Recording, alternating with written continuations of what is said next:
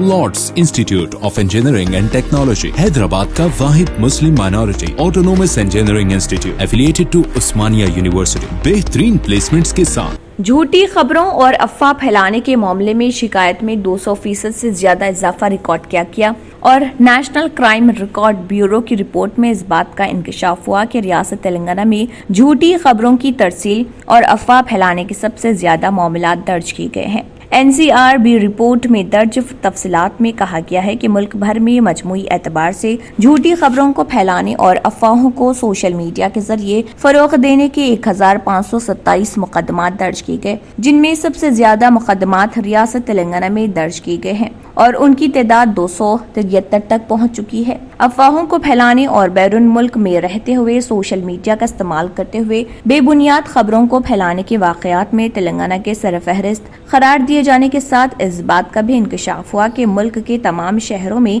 हैदराबाद सरफहरिस्त शहर है, जहां झूठी खबरों और अफवाहों के मुतालिक 208 शिकायत दर्ज की गई हैं। ACRB के मुताबिक झूठी खबरों और अफवाहों की शिकायत के सिलसिले में मुकदमात दर्ज करने वाली मुल्क की 3 सरफहरिस्त रियासतों में तेलंगाना सबसे आगे है, जबकि तमिलनाडु में 188 मुकदमात दर्ज के साथ रियासत तमिलनाडु दूसरे नंबर पर है। इसी तरह 166 झूठी खबरों की तरसील और अफवाहें फैलाने के मामले शिकायत दर्ज की गई हैं और उत्तर प्रदेश इन मुकदमात के मामले में तीसरे नंबर पर है।